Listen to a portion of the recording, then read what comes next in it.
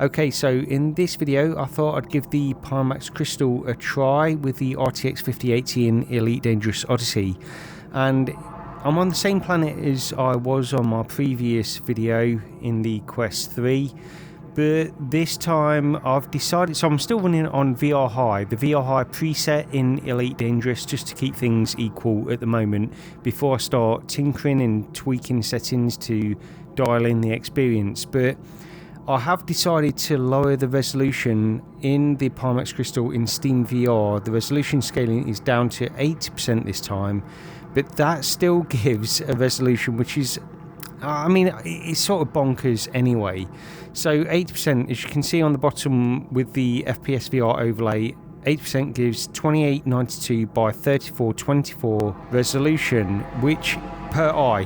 So this is bonkers. It's bonkers resolution.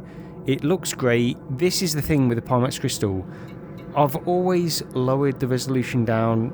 I'm effectively subsampling, I suppose, in Steam VR whenever I use this. Now, the advantage is with the Pimax Crystal, I've got eye tracking.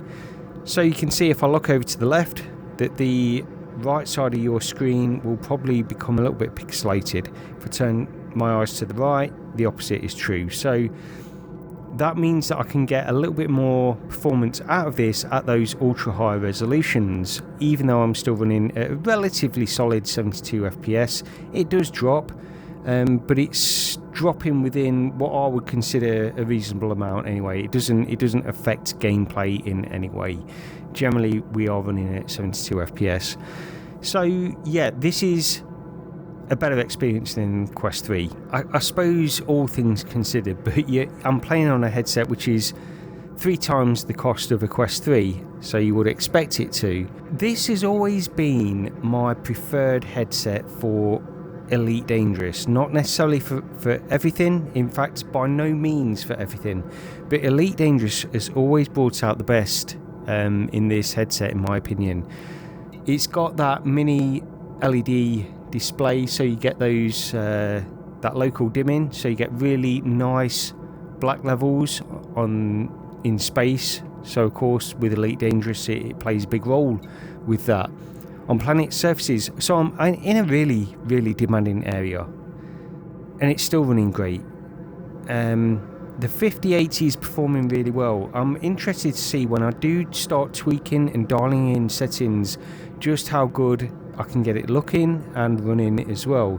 Using these presets is a good way to just benchmark it and get some kind of comparison, but then you really need to start tweaking it to get the best experience you can out of the card. So that's what I've got planned next. But yeah, I mean, this looks so much sharper than in the Quest 3 at these settings, and it's running pretty much the same on the same in-game, VR High preset. So yeah, I think this is probably the headset to play Elite Dangerous with. Not that you'll get a bad experience in the Quest 3, far from it in fact. And also the Quest 3 has different advantages as well. I do enjoy the wireless, even though I'm seated here playing this with a Pimax Crystal with a wire, and it doesn't bother me too much. It's always preferable to not have that cable, and I guess, look, the truth is I'm not going to get away from the fact that this looks better than the Quest 3. I'm not going to escape that, but the Quest 3 isn't sort of 3 times worse than the Pimax Crystal, and that's of course the big thing with this. If you're paying 3 times as much, you're not going to get 3 times better experience. It's going to be better, in my opinion anyway, but even then, not everybody thinks the same. The focal distance on the Pimax Crystal is completely different. It's got like a 1 meter or 1.5 meter focal distance, whereas the Quest 3 I believe has around 3 meters, which can be more comfortable to a lot of people. And I don't want this to descend into a Quest 3 versus Pimax Crystal discussion, so I'll end it there. But yeah, with the 5080 GPU now on this, it's running extremely well on planet surfaces. This is the Odyssey version of Elite Dangerous, one which really isn't that well optimized for VR. And I do plan some videos in the legacy version, Horizon 3.8. That's I believe that, as I mentioned in the last video, it looks better anyway, but it also performs a lot better. This is really sort of stress testing the 5080 with these headsets at the moment, especially by just using the presets. But yeah, still a great experience, and I mean, it really does look fantastic, and I'm tempted even to lower some in-game settings, maybe push up refresh rate just to see how that is.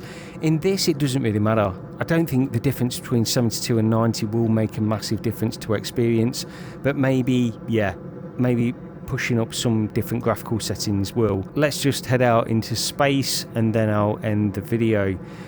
So the thing is as well with this, I know I can get this looking a lot better in both the Pimax Crystal and the Quest 3 simply by changing the anti-aliasing options. The text in certain areas looks really sharp, but on that HUD there, even in the Pimax Crystal at these resolutions, it still doesn't look sharp, and that is almost entirely down to the anti-aliasing, I believe, because I've had it looking a lot sharper in the Pimax Crystal than this. But it's early days, and I want to continue making videos with the 5080 in various headsets because I want to give a load of benchmarks. I want people to see the real world effect of upgrading your GPU to this. And I want sort of, in many ways, I'm editing these videos in a very minimal way because I want basically uninterrupted footage. I'm editing bits out just to, you know, stop the silences and stuff like that, but generally I want it to be uninterrupted footage for the most part, so you can get a clear idea of how it runs on my system and how that might translate to your system as well. My full PC specs are in the description to this video as always, so you can see that I'm running a 5800X 3D CPU alongside this with 32GB of DDR4 RAM.